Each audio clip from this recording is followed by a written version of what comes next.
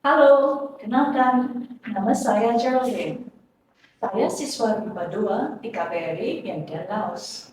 Hari ini saya akan menceritakan sebuah cerita rakyat yang berjudul Kakak Beradik Tangge dan Bere, ditulis oleh Salihullah Tagore.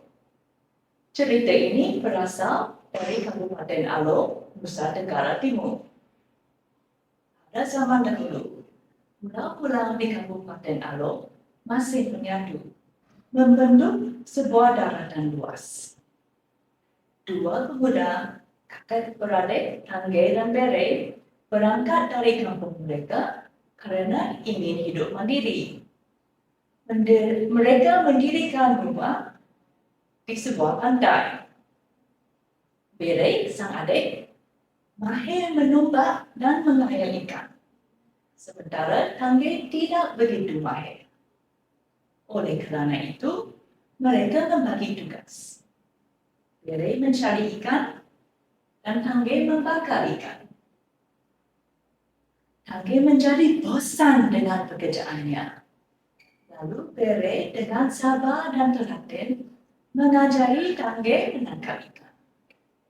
Namun, Tangge kecewa karena dia tidak bisa mencapai tingkat kemahiran Bere. Pada satu malam, mereka bertengkar. Tangge marah besar dan menolak permintaan maaf dari Bere. Mulai sekarang, kita akan berpisah. Kita hidup sendiri-sendiri, berkata Tangge sambil marah. Dalam gelap gulita, Tangge meninggalkan Bere dan berjalan jauh ke dalam hutan sampai dia kelelahan. Dia memanjat pohon dan tidur di atasnya. Keesokannya, Tangge sadar bahwa dia berada di tengah padang rumput yang luas dan hijau sekali. Di dekatnya ada mata air yang jernih, banyak sayur, pohon, buah-buahan, dan umbi-umbian. Tangge memutuskan untuk menetap di bukit itu. Dia mendirikan gubuk dan mulai bercocok tanam biji-bijian. Rupanya, Tangge begitu mahir dalam bercocok tanam.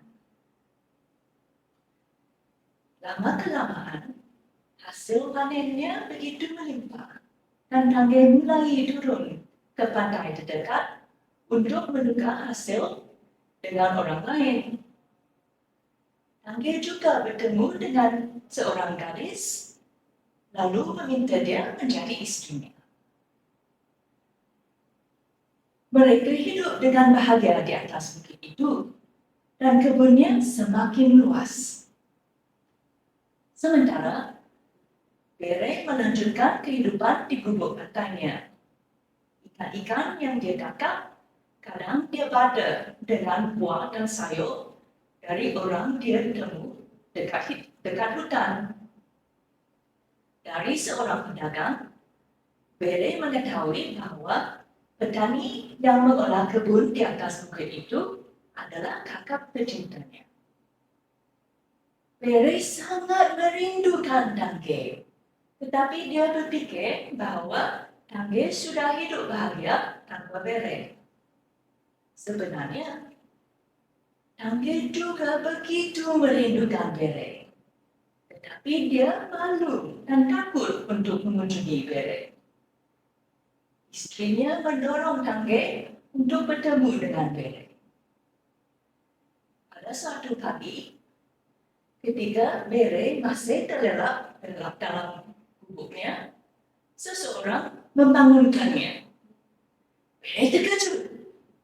Orang itu adalah Tangge. Mereka larut dalam kebahagiaan. Mereka melupakan kesalahpahaman yang terjadi dulu dan bertukar cerita tentang kehidupan mereka. Bere, dari perpisahan ini, saya sudah belajar bahwa tidak semua orang harus memiliki keahlian yang sama. Kau begitu mahir menangkap ikan, dan begitu terampil mengayal. Sedangkan aku rupanya begitu sedang berkebun. Jelas Tangge. Mereka pun berdamai kembali. Bere dan Tangge saling menukar ikan dan sayuran yang mereka hasilkan. Lalu, Bere juga berkeluarga. Beberapa tahun kemudian, keluarga dan tempat tinggal mereka berkembang dan menjadi kampung Tangge dan kampung Bere.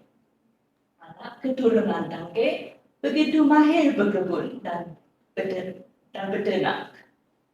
Anak keturunan Bere menjadi nelayan dan pedagang laut yang terkenal. Begitulah indahnya kerukunan dan perdamaian. Perbedaan keahlian atau kemampuan tidak membuat kedua kampung ini berselisih. Perbedaan itulah yang membuat mereka saling melengkapi dan mencukupi kebutuhan satu sama lain. Perbedaan bukan untuk memisahkan, tetapi untuk saling menguatkan. Cukup sekian untuk hari ini. Terima kasih.